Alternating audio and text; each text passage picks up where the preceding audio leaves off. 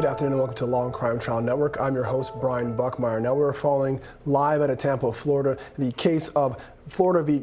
Granville Ritchie, where the tragic 9-year-old was found dead in the water, face down, and the prosecution is going after Granville Ritchie. Now, this morning we heard opening statements. We heard the victim's mother testify briefly. The defense did not testify. They opted out to reserve their opening statement until after the prosecution's case in chief.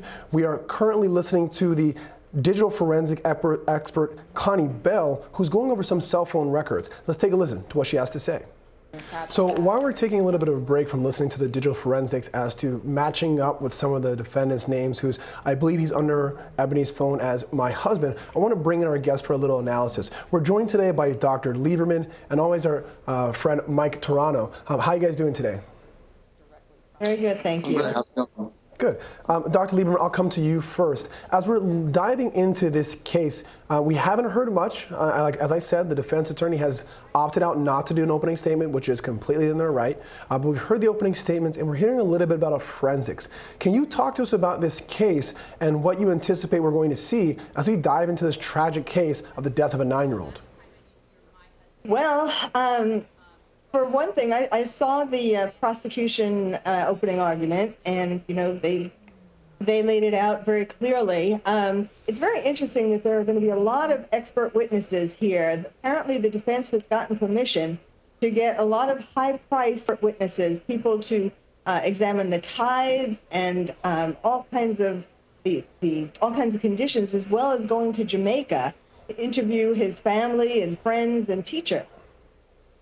Now, Mike, I'll come to you. As you and I both know, the defense does actually not have to open in a case. I guess my question would be two-part. How do you feel about the defense not opening, and what do you think of that as a strategy?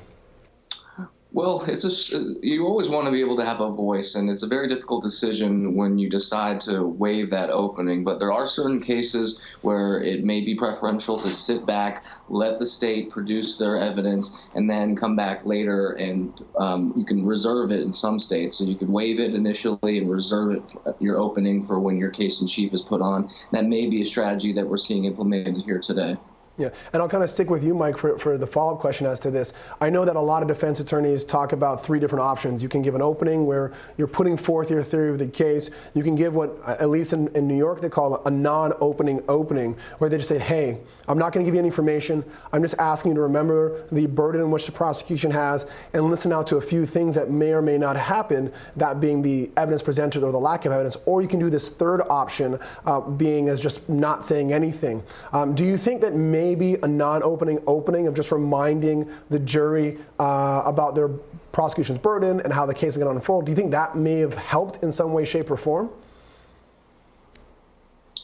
It certainly couldn't have hurt. I mean, you want to have a voice as the defense, and while the prosecution gets that first opportunity to lay out their evidence and start stacking their bricks one by one, if you will, I think it can be beneficial, depending on the particular facts of the case, to just simply stand up, introduce yourself, introduce your client, briefly humanize yourself and your client, and remind them that although they're receiving a lot of one-sided information, the burden is solely on the prosecution to put forth the evidence in this matter. Now, we're still following the case out of Florida, and it appears that in the Granville Ritchie case, of course, there's the Ebony Wiley who's in the background, and we're listening to some of her friends who took the stand. Now, during the break, Mike Troiano and I were talking about what's going on with Ebony. Mike, talk to the viewers about what we were talking about in terms of what's happening with her, where her case is going, and what we might expect in this case. Absolutely. So currently she's been charged with false information to police, so basically misleading them during this murder and kidnapping and rape investigation of the current defendant. She has a court date that's pending, coming up, I believe, in October of this year. We expect her to testify in this case, and to educate the audience, essentially what will likely happen here is if she testifies as to what she's already spoken to the prosecutors about, and they found that her liability or her participation in these horrible events was lacking, if you will, then very likely she's going to get a reduced charge or possibly a full dismissal on that upcoming case. Okay. Now, before I get to you, Dr. Lieberman, we got to jump right into court for live testimony. We have the victim's sister on the stand. Let's take a listen.